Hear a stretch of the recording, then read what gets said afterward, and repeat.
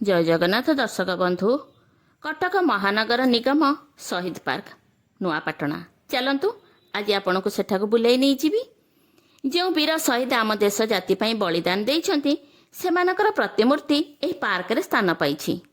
ଅନେକ ମାନ୍ୟଗଣ୍ୟ ବ୍ୟକ୍ତିଙ୍କର କରକମଳରେ ଅମୃତ ଯୋଜନାରେ ଉଦ୍ଘାଟିତ ହୋଇଯାଇଛି ଏହି ପାର୍କ।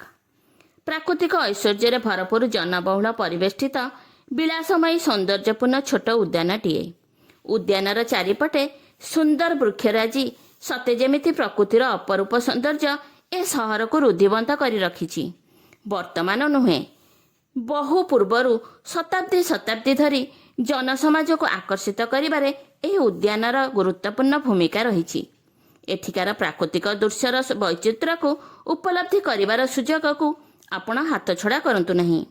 ଏହି ଉଦ୍ୟାନ ମଧ୍ୟରେ ପ୍ରସ୍ତୁତ ହୋଇଥିବା ଓସାରିଆ ପରିଷ୍କାର ପରିଚ୍ଛନ୍ନ ରାସ୍ତାଗୁଡ଼ିକ ସକାଳର ପ୍ରାପ୍ତ ଭ୍ରମଣ ପାଇଁ ଖୁବ୍ ଉପଯୋଗୀ ସାବ୍ୟସ୍ତ ହୋଇଛି। ରେଡ୍‌କୋଟ୍ କଡ଼େ କଡ଼େ ଲାଗିଥିବା ଘାସ ସବୁଜ ଗାଲିଚା ଭଳି ପ୍ରତୀୟମାନ ହେଉଛି। ତା ମଧ୍ୟରେ ଲଗାଯାଇଥିବା ବିଭିନ୍ନ ପ୍ରକାର ଋତୁକାଳୀନ ଫୁଲଗଛ ସୌନ୍ଦର୍ଯ୍ୟକୁ ଦ୍ୱିଗୁଣିତ କରୁଛି। ପ୍ରାକୃତିକ ପରିବେଶକୁ ଆନ୍ତରିକ ସହ ଭଲ ପାଉଥିବା ପର୍ଯ୍ୟଟକଙ୍କୁ ଆକୃଷ୍ଟ କରିବା ପାଇଁ ରାଜ୍ୟର ପ୍ରାକୃତିକ ସ୍ଥାନଗୁଡ଼ିକୁ ସରକାର ଖୁବ୍ ଆକର୍ଷଣୀୟ କରିଛନ୍ତି। ସହରରୁ କୋଣ ଅନୁକୋଣରୁ ଦୈନିକ ଅନେକ ଦର୍ଶକ ଆସି ଭ୍ରମଣ ସହିତ ସିମେଣ୍ଟ ଚୌକିରେ ବସି ସମୟ ଅତିବାହିତ କରିଥାନ୍ତି ଓ ଉଦ୍ୟାନର ବାହାର ପାର୍ଶ୍ୱରେ ଥିବା ଅନେକ ସୁସ୍ୱାଦୁ ଖାଦ୍ୟର ଆନନ୍ଦ ନିଅନ୍ତି।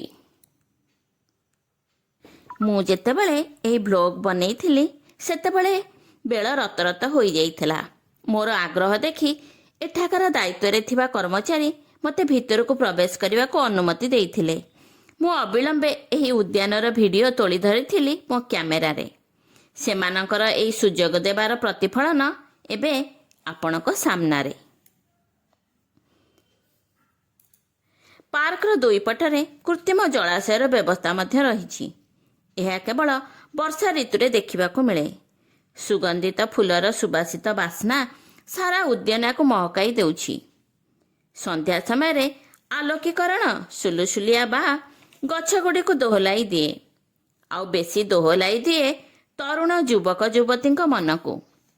ଭରପୁର ଆନନ୍ଦ ଉଲ୍ଲାସରେ ମସଗୁଲ ହୋଇଯାଆନ୍ତି ସେମାନେ ନୂଆ ବର୍ଷର ଏହି ଅବ୍ୟବହିତ ପୂର୍ବରୁ। ହଜାର ବର୍ଷର କଟକ ସହର ରୂପାନ୍ତରରେ ଯୋଡ଼ି ହୋଇଯାଇଛି ନୂଆ ପର୍ବ। ଓଡ଼ିଶାର ପ୍ରାକୃତିକ ପ୍ରାଣକେନ୍ଦ୍ର ଏହି ସହର ଆଜି ସଜେଇ ହୋଇଛି, ସୁନ୍ଦରୀ ହୋଇଛି। ଆମର ଅତୀତ ଗୌରବ, ଐତିହ୍ୟ, ସଂସ୍କୃତି, ପରମ୍ପରା, ଗର୍ବ, ଗୌରବ, ଏହା ହିଁ ଆମ ଜାତିର ଦିଗ୍ବାରିଣୀ।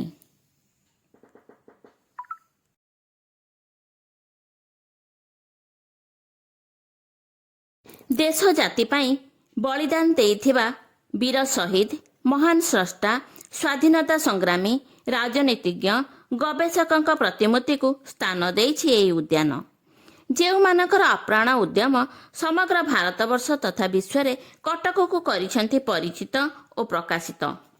ସାରା ଜୀବନ ଯନ୍ତ୍ରଣାରେ ସିକ୍ତ ହୋଇ ମଧ୍ୟ ଏହି ବୀର ଶହୀଦ ଆମ ଦେଶ ଜାତି ପାଇଁ ଆଣିଦେଇଛନ୍ତି ଅନେକ ଗୌରବ। ବାସ୍ତବରେ ଦେଖିବାକୁ ଗଲେ ଏମାନେ ଜଣେ ଜଣେ ମହାନ ସ୍ୱାଧୀନତା ସଂଗ୍ରାମୀ। ସକଳ ବୈଭବକୁ ତ୍ୟାଗ କରି ଗୋଟିଏ ଗୋଟିଏ ଶୁଦ୍ଧ ନୈତିକ କଠୋର ଆଦର୍ଶ ଜୀବନଯାପନ କରି ସମାଜର ହିତ ସାଧନ କରିପାରିଛନ୍ତି। ସାରା ମାନବ ସମାଜ ସେମାନଙ୍କଠାରୁ ଶୁଦ୍ଧ ନୈତିକତା ରୂପକ ମାନବୀୟ ମୂଲ୍ୟବୋଧ ପ୍ରାପ୍ତ ହୋଇସାରିଛି।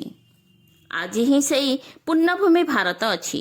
ଆଜି ବି ସମୟ ଆହ୍ୱାନ ଦେଉଛି ଗୋଟିଏ ମହାମାନବୀୟ ପରିଭାଷାର ପରିପ୍ରଚାର ପାଇଁ।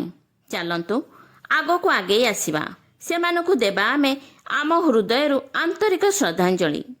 ଏହା କ'ଣ ସାରା ମାନବ ସମାଜର ହିତ ପାଇଁ ଆବଶ୍ୟକ ନୁହେଁ କି? ତୁମେ ତ ଭାରତ ଭୂଇଁର ସୁଯୋଗ୍ୟ ସନ୍ତାନ।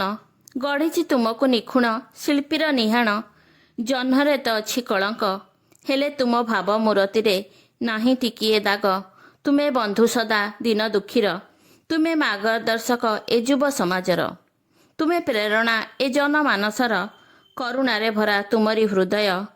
ଧୈର୍ଯ୍ୟର ତୁମେ ମୂର୍ତ୍ତିମନ୍ତ ପ୍ରତୀକ, ତୁମେ ଚିରନମସ୍ୟ ହେ ମହାନ ବ୍ୟକ୍ତିତ୍ୱ।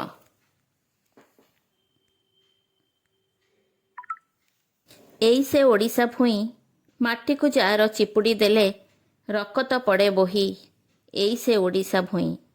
ଏ ମାଟି ଇତିହାସ ଲେଖା ଅଛି ପୂର୍ବ ବୀରର କଥା। ଅରି ଆଗେ ଛାଡ଼ି ପାତିଛି ହେଲେ ନୂଆ ଏନି କେବେ ମଥା। ଏଇ ମାଟିରେ ସେ ଜନମ ନେଇଛି, ମାଟି ମା ପାଇଁ ଜୀବନ ଦେଇଛି। ଏ ମାଟି ବୀରର ତରବାରି ଦିନେ ରକତ ଥିଲା ଯେ ଚାଖି। ବାରବାଟିଗଡ଼ ଧଉଳି ପାହାଡ଼ ଦରିଆ ରହିଛି ସାକ୍ଷୀ।